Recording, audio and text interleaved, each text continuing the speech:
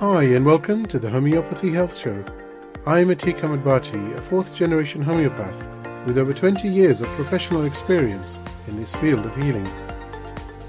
In the Homeopathy Health Show, I'll be talking all things homeopathy and natural, with guest interviews, tips and advice, and answering some of your questions. Homeopathy is truly a unique complementary system of healing suitable for all ages, young and old. I'd love to hear from you and welcome your questions on homeopathy and how it can or has helped you.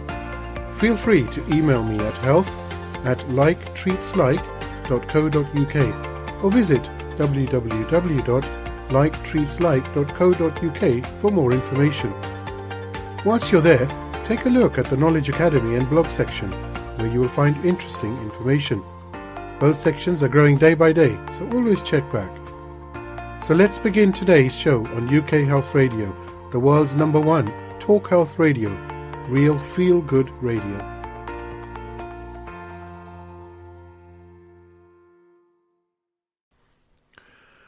Hi everybody, I hope you're well, and of course I hope and pray it remains that way. So thank you for joining me again on the Homeopathy Health Show. It's been a very quick week actually. So much has been going on. Clinic has been very, very busy, and also very busy working on the show. Hopefully you're enjoying the show. I've got a very interesting lineup for the weeks ahead, so do stay up to date with my socials. So I am on Facebook, on Instagram, on Twitter, on TikTok. There's so many, isn't it, to remember. You'll find me under my name, Atiq Ahmad Bhatti, or actually you'll find me under Like Treats Like. But if you go to my website, which is liketreatslike.co.uk, then you'll find the links to the socials anyhows, and also some special messages that I've received from some very eminent homeopaths in the world, and also those who are in the field of natural healing. My guest on today's show is actually a fellow presenter, Pete Hill, who hosts the D Word show on UK Health Radio, which airs Monday through Thursdays and is available on demand by visiting ukhealthradio.com. Now, Pete's show talks all things related to dementia and associated well-being, and I'm delighted to have him on today's Homeopathy Health Show. Pete, thank you so much for coming on the show. I know how busy you are. Oh, it's an absolute pleasure to be here. It's a little bit tables turned. This time I'll be answering the questions instead of asking them. So I'm looking forward to it. Well, I'll definitely be asking for your opinion on a number of things as far as your expertise goes. Actually, I wanted to start off, Pete, with, sadly, as a fact, dementia is on the increase, not just in the UK, of course, but around the world. And it's not now just in a senior age range. I've seen so many people who have, early onset dementia as well. What are your thoughts on that? Yeah, the figure for early onset dementia in the UK is 42,000. And we have to remember that, these people have jobs, they have families, they have mortgages to pay, and they are at that stage of life where something like dementia can have a really major impact. But having said that, there are still people working who are living with dementia and living well with dementia. So it's not always a bleak story. There has been an increase, partly because people are living longer. So we have more people in the more advanced age ranges. But part of my take on it is that Alzheimer's Research UK actually say that a third of cases could be prevented by lifestyle factors, very similar to those that we use for cardiovascular health. And it's been a kind of thing of mine for a while that, there have been adverts on the TV about cardiovascular health, healthy eating, etc. But we've never had an advert on the TV about brain health, because people don't seem to associate all these factors relating to brain health, that suddenly we generally associate them with cardiovascular, diabetes, etc. I come from a public health background, and I'm still very frustrated that a lot of former public health colleagues still don't even talk dementia, but, I rate it as the biggest public health issue that we face in the world. I would actually agree with you very much on that. This and mental health seem to be the prevalent diseases of the 21st century, certainly. Why? What do you think it is? I mean, it's interesting you mentioned about the adverts, because that is so true, isn't it? There is nothing, or if there is, it's very, very limited, certainly, as far as awareness goes for brain health, mental health, brain health, And a lot needs to be done, doesn't it? So much actually needs to be done. So much education needs to be shared so that people are informed for maybe, I'm an optimist, so I'm not being a pessimist here when I say, but maybe it's a bit late for our generation, but certainly for the next generation, they should be educated and informed. They should be ready and prepared. Oh, absolutely. I agree 100%. We should be, education is a major part. I mean, there are many parts to the dementia story. There are scientists that are looking for a cure, which would be wonderful. At the moment, I mean, people with dementia, treatment is to suppress symptoms. It's not actually to get to the root causes of the problem. And I think a lot of this education, it's not, for me, difficult stuff to look at things like smoking, hypertension, diabetes, etc. And also, there are a lot of other things that come in. Possibly because it is such a complicated story, because we could be looking at obesity, alcohol consumption, physical inactivity, and also sports-related injuries, which are one of the ones that hit the headlines, particularly in the US, where the NFL have made huge payments to former NFL players that are now affected by dementia. So it's really a whole holistic education program that we need around the subject. The boxing also comes into mind because you're repeatedly hitting the most important area of your body. Yeah, absolutely. I mean, there's the old phrase amongst boxers was punch drunk, wasn't it? Which, in those days we didn't realise what was going on. I mean, a gentleman called Dr. Willie Stewart in the University of Glasgow is doing a lot of research into to football. And his conclusion is interesting because when you talk to people who played in the 60s. In my activity groups, when I was working with the Alzheimer's Society, I had a couple of ex-pro footballers. And people always relate it to, oh, well, it was a big heavy leather ball that soaked up the water. But actually, the research Willie Stewart has shown is it's not actually how heavy the ball is, it's the speed that it actually contacts, which leads to a number of small concussions, not the large, kind of knockout punches, if you like. But equally as dangerous is this number of small concussions, which gradually build up and lead to development, sadly, of dementia. And there are a couple of great charities, actually, Head for Change, who have set up a number of non-heading dementia football matches, and also the Jeff Astle Foundation, which I'm fairly close to. I had the privilege of interviewing Jeff's wife on the show some time ago, and he was an international England footballer who developed frontotemporal dementia. And so, there is a lot of work to be done in those areas of raising awareness.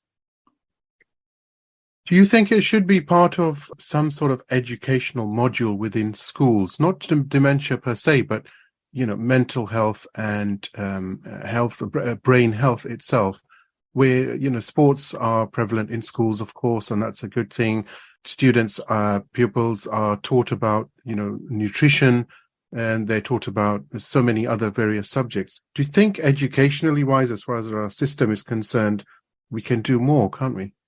Oh, most certainly. There are initiatives. I know of a few residential homes in my area, which is Hertfordshire. They invite school kids in talk to their residents and residents living with dementia, which is a great idea. A friend of mine, Alex Winstanley, has written a number of children's books, including one called My Grandma Has Dementia, which tries to explain to a younger audience the effects of dementia and the changes that they'll see in grandma as the disease progresses. But I think, it's the biggest public, we've said it's the biggest public health issue we face. So surely that is befitting of a national education programme. UK Health Radio, the station that makes you feel good.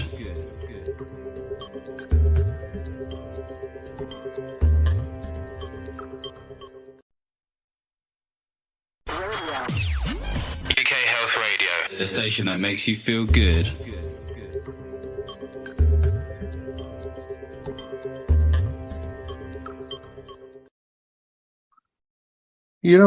I was just thinking, I'm sure you've seen the film on Netflix or one of the streaming services called The Father with Anthony Hopkins.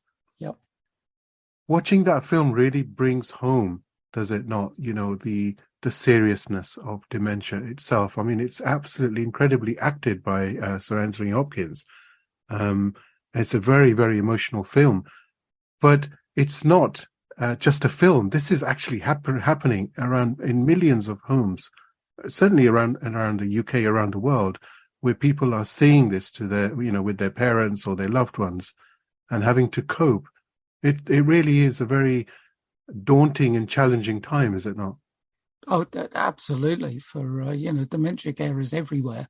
I mean, the world figure is 57 million people worldwide. So you look at all those 57 people are being supported by someone, whether it be in residential care, whether it be a loved one, family member, friend, whatever, that they all need support, which is, an incredible task.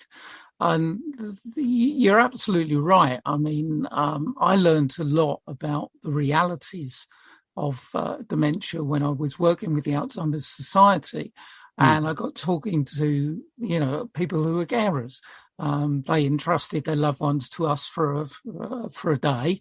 And, we tried to entertain, give a good time and, help people to socially interact. And I learned a lot from just, talking to carers about the difficulties they go through. And some of the things, simple things you wouldn't even think about, you have to start thinking about. You have to start thinking about, almost making sure that your loved one doesn't walk out the door, quite simply, which is something, you'd never think about, would you, normally?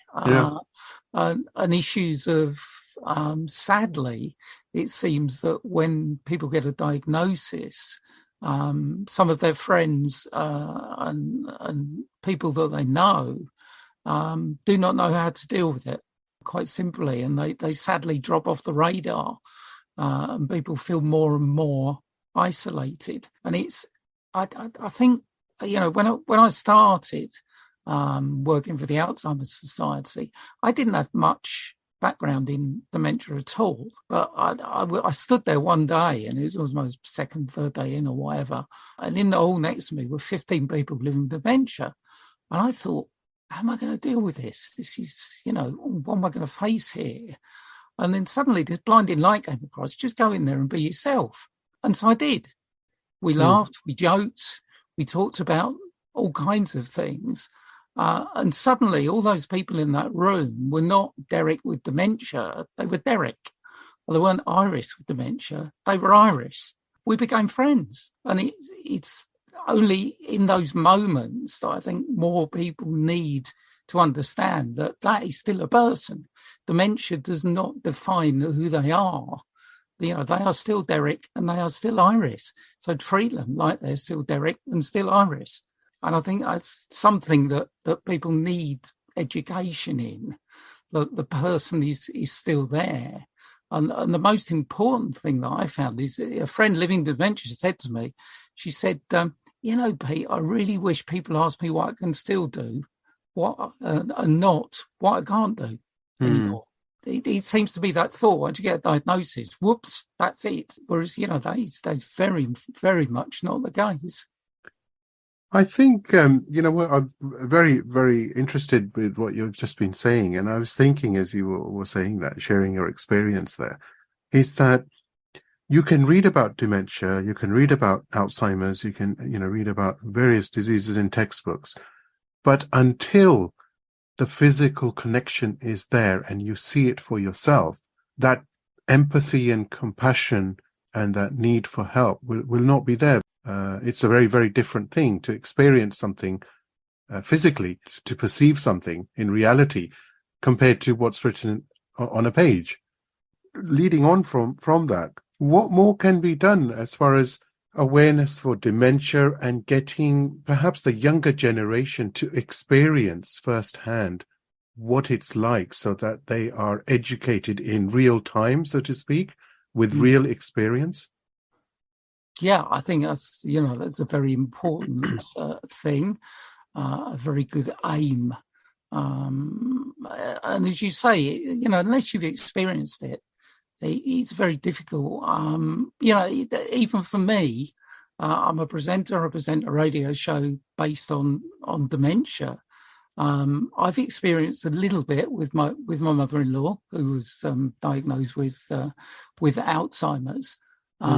So I've had that little insight, but I still, after we started showing in 2019, I'm still learning. Learning from the carers I talk to, the organisations I talk to, the people living with dementia, who are probably the most important that I talk to. I talk to people living with dementia on the show. We have conversations like I'm having with you here. And I think that's really important to get across that fact. And as you say, in terms of the younger generation, it's difficult, isn't it? We've the Alzheimer's show is going to be occurring in London. They've got virtual reality helmets, which are supposed to give you an impression of what it's like to have dementia. Right. Which again, we've seen portrayals also on TV. We've seen major portrayals in soap operas. Probably the most prominent one was the vicar in Emmerdale. And again, that got a little bit across because they actually filmed one of the episodes, which is probably still available on YouTube or somewhere, through his eyes, and what he actually saw rather than what was actually happening. And I think those kinds of things are very, very powerful if we can do that. And there are a lot of people doing this stuff. And I think one of the major reasons for my show is to highlight all this stuff that's going on because, as I said before we came on air, there's a whole dementia community out there in the world with some amazing stuff being done. But their problem is to actually get it out there and promote it. Because going back to what we were saying at the beginning of this conversation, people don't want to talk about dementia. So, how do they promote all the brilliant work they're doing? They can promote it to the dementia community, but the rest of the community, how do you reach those people? I think, Pete, it might just be maybe a matter of time, because if you remember 20 years back, certainly even up to 15 years back, talking about mental health was very taboo, and all of a sudden, everyone is talking about it. So maybe it just needs to peak where enough people, even, for example, you coming on today's show, people working together for a common good, for a common goal, raising awareness, it may just reach that pinnacle where people then, it's not taboo as such. People will talk about it very openly and recognize it and acknowledge it and then move forward on how to help and how to support those living with such an ailment. What are your thoughts on that? Yeah, I think you're absolutely right. I kind of think back to my grandmother, who was a very old Victorian lady, lived till she was 101. And she used to gather in the local pub on a Saturday night, and you could hear this conversation of, George has had terrible problems with his heart, or Fred's had a problem with this, or Ida's had a problem with whatever. But they never mentioned dementia. And I feel now in the century that we're in, we are talking more about things like mental health, heart health, diabetes, etc. But still, there's this little bubble on the outside somewhere with dementia written on it, which is getting closer to the mainstream, because we're starting to make these links with, it's not only just heart health, it's brain health as well. Which is a kind of major breakthrough, because people can start to think, well, yeah, it's not only about my heart, it's about my brain, isn't it? And everyone is coming into contact now with someone who's living with dementia. I mean, the projected figure is 1.6 million people in the UK by 2040 will be living with dementia. So, you break that down into families and social networks, and nearly everyone will come in contact in some way or form with someone who is living with dementia. And I think, as you say, it will then start to get more traction, as with cancer and, heart disease and other areas, because everybody will start to get that experience. So, yeah, I'm with you. I'm optimistic that, we can break that barrier and start talking about dementia in the way that we talk about other things. And, that's the ethos behind the show. That's why I set the D word up, because I've been involved in media for a long time. And, this is the best thing I've ever done, without a shadow of a doubt, because it's just highlighting. And once you get into the world of dementia, you can learn so much, not only from the experts, but from the people living with dementia that I talk to. I've learned so much from them. I'm very much into social history. The social history that you can get for a room full of people living with dementia is unbelievable, and all those things. It's a really rich environment if you get involved in it. We're on the same hymn sheet here, because I echo what you've just said about the radio show and talking to so many different people and learning so much. It's a real honor, isn't it? Very humbling opportunity to talk to so many different people. I talk to so many experts in different fields, not just homeopathy, of course, and you always learn something. But it's taught me one thing, which is never ignore anybody, because every single individual has a story to tell, and there's no way you can leave the conversation without learning something. Yeah, that is absolutely 100% true. And also, the situation with dementia is that sometimes, in terms of communication, you need to find the key to unlock the door, because communication does decrease in people living with dementia, and you have to find new ways to communicate. And there's a lot of people doing a lot of great work looking for a cure. But I think now we need to concentrate on the making life better for those living with dementia angle, which is very, very patchwork in the UK and indeed across the world. And there are loads and loads of social interactions that we can make that can really help people. Strangely, when I was working with the Alzheimer's Society and we were doing activity groups, dementia is a dark subject, but I've talked about this with my friends living with dementia, and I've said, you know what? I never had so much fun. We used to go in that door, we used to laugh for an entire day, because that's what we did. And that social interaction is so helpful in terms of we had two clients. One was a former RAF man who was a Londoner, and another one was a Northern Irishman, Patrick, who'd come to this country, and he used to be a racehorse jockey. And we sat these two guys together, and the accents were a real barrier, because for about the first half an hour, Eddie didn't have a great idea of what Patrick was saying, and Patrick didn't have a great idea what Eddie was saying, because the accents got in the way. I can imagine that scene. But eventually they became really close mates. And at a time where they could also share their experience. Whereas sometimes, they used to say to me, it's difficult to talk to people outside who haven't got dementia, Whereas if I talk to a fellow person with dementia, then we're all in the same boat. We can share our experiences. And I think those things are so important. And we do underestimate the importance of simply sitting around having a chat over a cup of tea. Because, that is so important to people with dementia. That's why there's a lot of dementia cafes opened up around the country, which are great, which give people just the opportunity with their carers to sit there and exchange views. And it's a kind of really simple thing. And sometimes I think we over-elaborate and look for the complicated, whereas simple stuff like that can be really, really positive. You're so right. I was just actually going to comment, and you answered.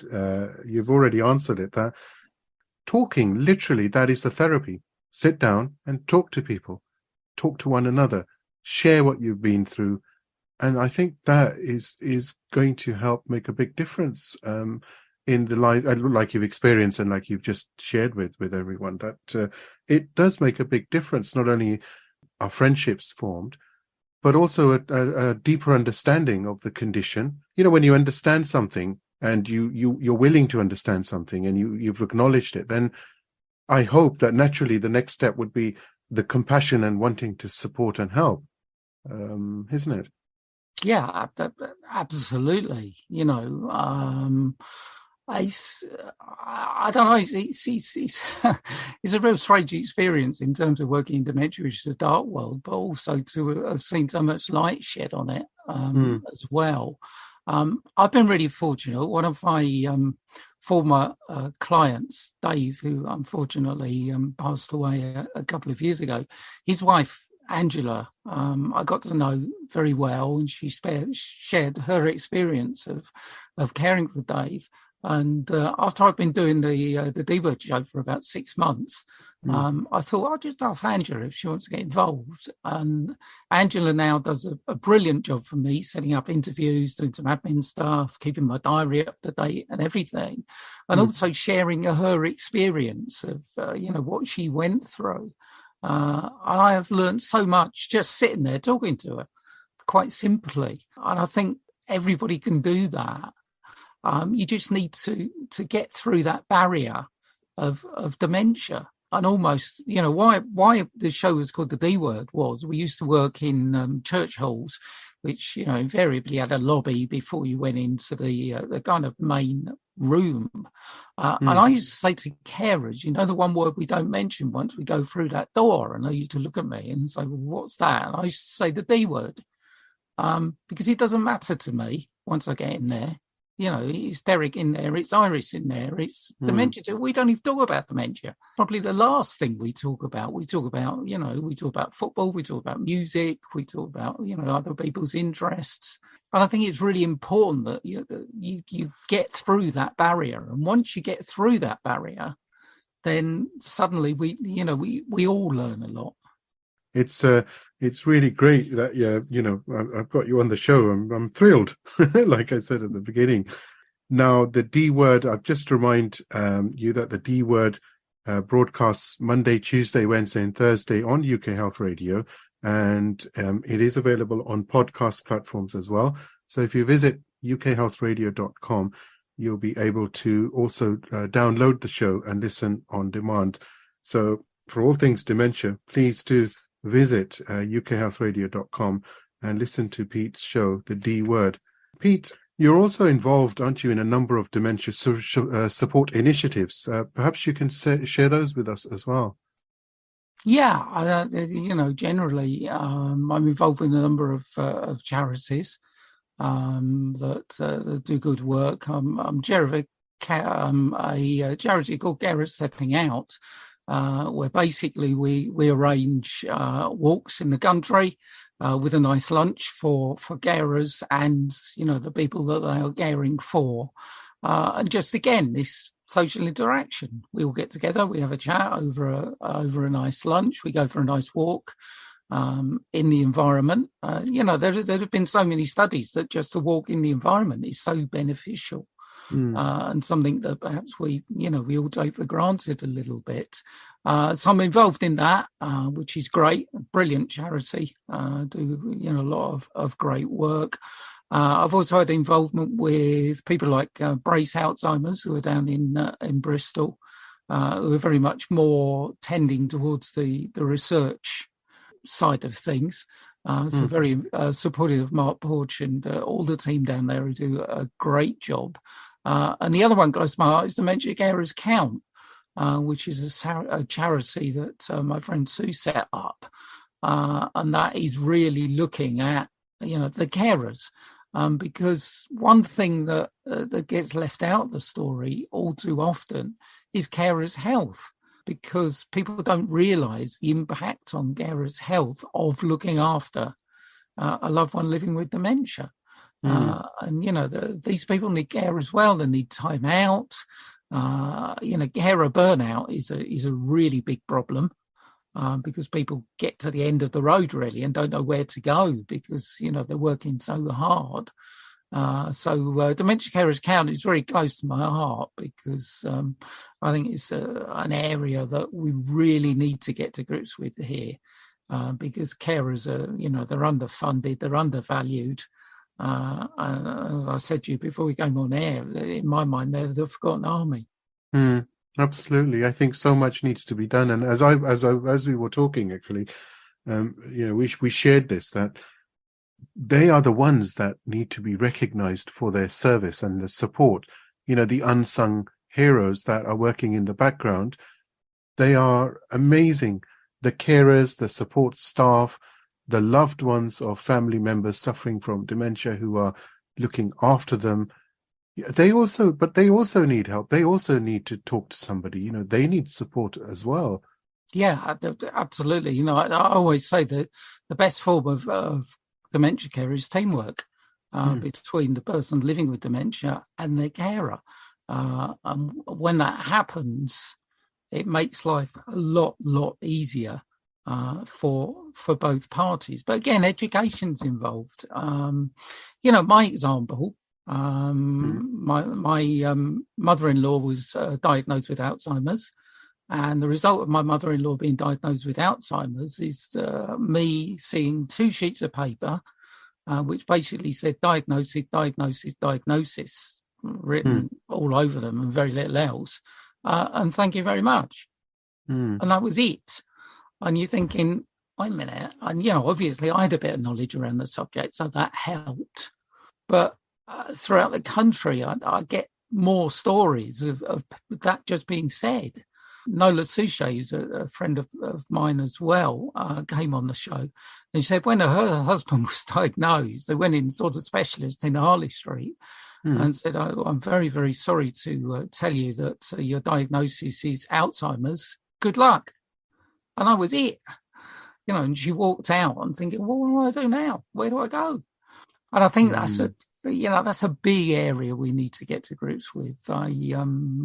Recently I talked to Mark Challoner, who's a really interesting guy. He's an Admiral nurse. And I don't know whether many people know about the Admiral nursing service at all. Admiral nursing does the same as Macmillan does for cancer, if you like, in supporting people with the condition. That's fascinating. I certainly wasn't aware of that. Yeah, and Mark's whole point was, people don't know about us, and wouldn't it be nice if we had this seamless service whereby when people get diagnosed with dementia, if people don't know, they go to something called the memory clinic, where basically they see a specialist, and diagnosis can be difficult because there can be a number of other reasons for the symptoms. Which you share with dementia. So it can take a period of time. It takes a number of brain scans and etc. And wouldn't it be nice when you actually get to the end of that process and someone says, well, I'm sorry, you've been diagnosed with Alzheimer's, but here is Dementia UK, and they can offer you all sorts of help and answer a lot of your problems. And it seems so simple. And, Mark and I discussed it. I said, well, why aren't we not doing this? It is so simple, and in terms of money, costs nothing because all you're doing is you're putting people on another path.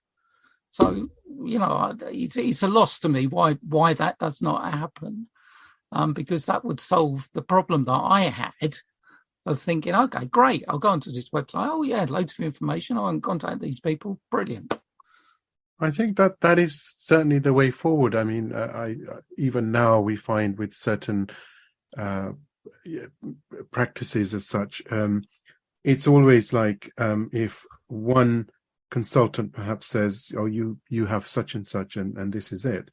There's no follow up, but yet there is so much social help available and support, which actually leads me on to the question: if anyone does want to get in touch with you, Pete, because you are, of course, very knowledgeable and skilled in this field, how can they get in touch with regards to, getting perhaps an awareness or some information on dementia support groups?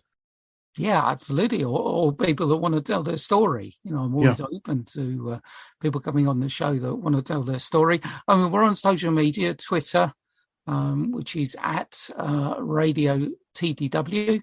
We've got the Radio TDW Facebook page, where there's a lot of good information. Angela puts that together for me, and there's some great information there. Also around the people that we talk to and the work they're doing. Or please email me at tdwradio@gmail.com.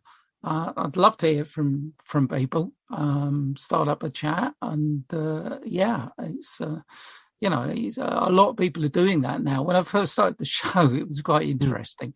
I don't know if you found this, but I thought I was going out and actually physically, approaching people to be on the show. Whereas we got about 6 months in, and we started getting people saying, "Can I come on your show?" And thankfully that's increased quite a lot. That's good to know. I've almost got a waiting list of people who want to come on the show, which is brilliant. My tagline is, if you've got a story to tell, then we are very, very happy to listen to it. Which goes into my comments. Everyone has a story to tell, don't they? Oh, absolutely. And every time I talk to someone, without a single doubt, through 166 episodes, I learned something new. I've talked to some amazing people all around the world. From South America, India, Kenya, Australia, US, Canada. I've talked to people that train dementia dogs that people are probably not aware of. I've talked to a lady who set up what's called a happiness horse box, which is the possibility of people with dementia who used to like riding to get close contact again back with the horses.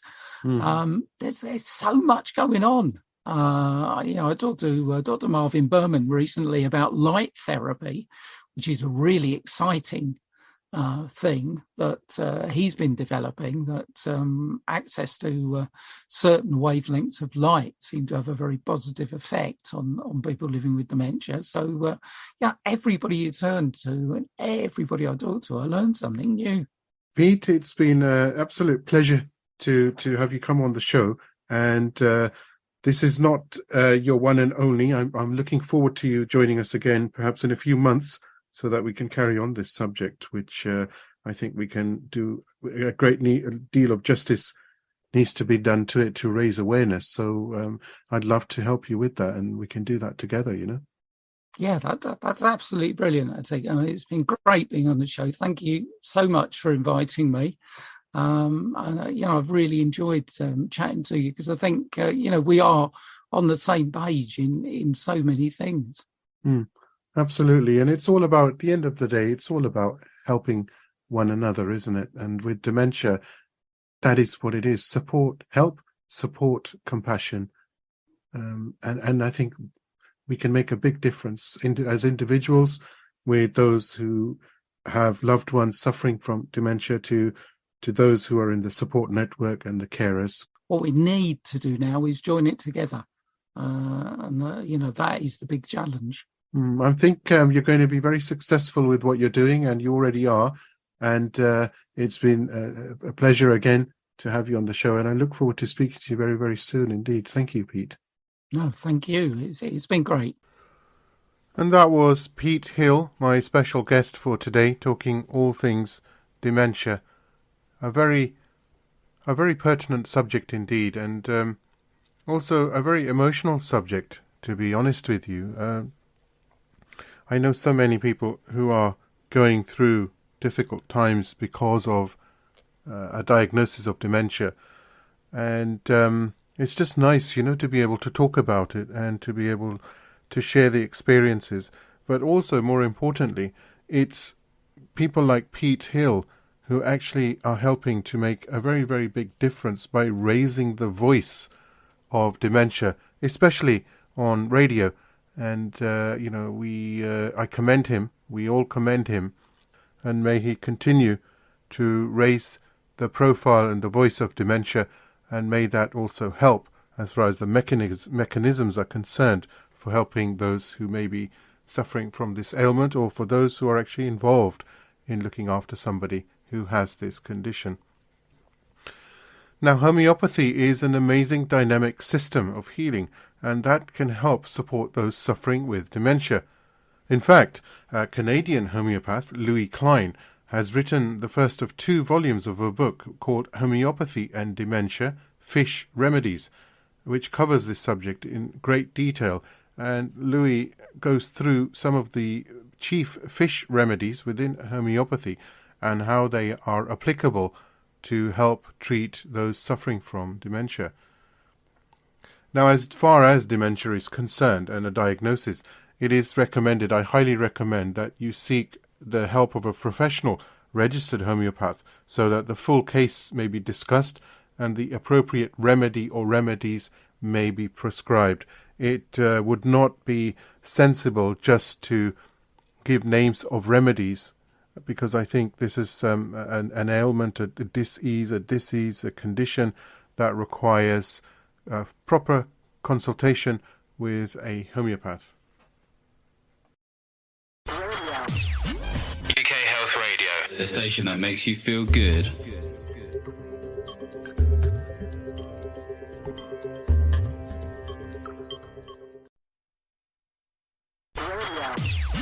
UK Health Radio, the station that makes you feel good.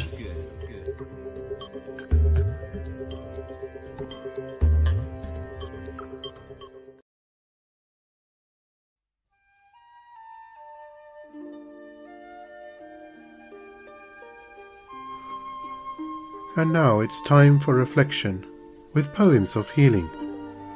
This one is called I See, I Feel, I Need to Take a Step Back.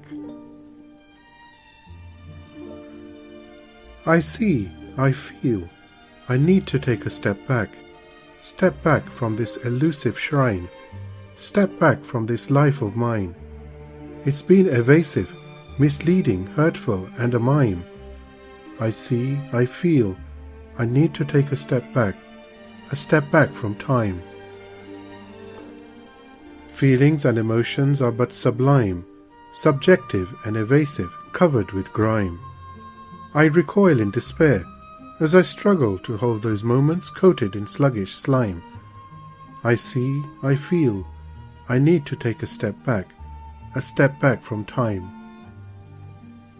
Quintessential embodied in my core is this affection for you that I had bore, from the day you sparked the light of hope to this day when I search once again in vain from pillar to post.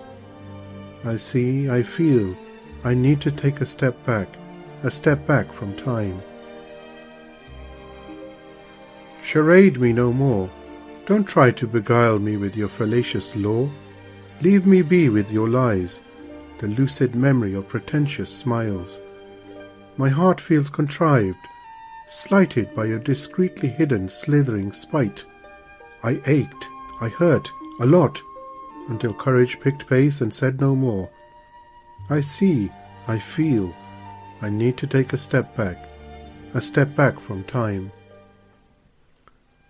Time to listen to my soul, time to take it slow, time to hear the birds sing in my ears, time to let the trail tell me another tale, time to feel the wind comb my hair as I lay my head to rest on the bosom of Mother Earth, time to let the sun kiss away the wrinkles of time, time to free my feet and watch them dance to the music of the universe's ethereal beat. I see, I feel, I need to take a step back from time, to heal me from within and preserve that what's mine. This poem was written by Rashika Sharma, published in Sauti, Poems of Healing by the United Nations.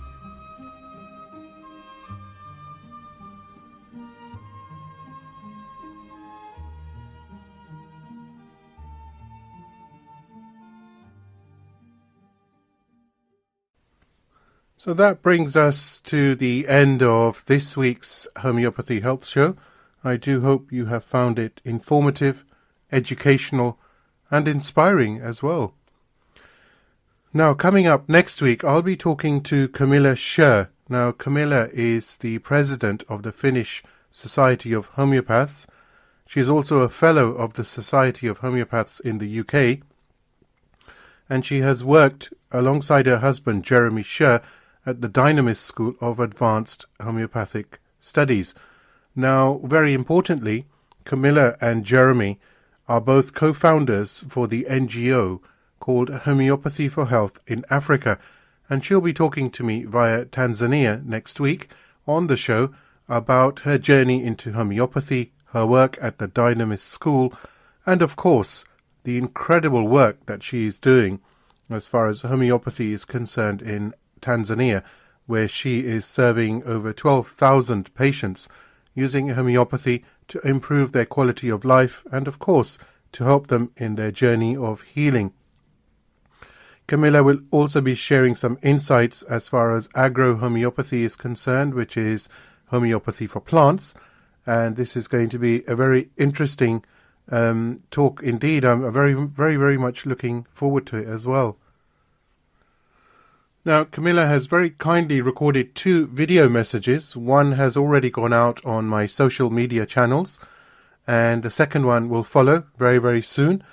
And she's also very kindly sent through a very beautiful message, which you can find on the main homepage of my website, liketreatslike.co.uk, and I have, of course, I've shared it on my social media channels as well. So looking forward to that. So until next week, stay safe, and may you have a wonderful week full of productivity and happiness and prosperity. So thank you, and speak to you soon.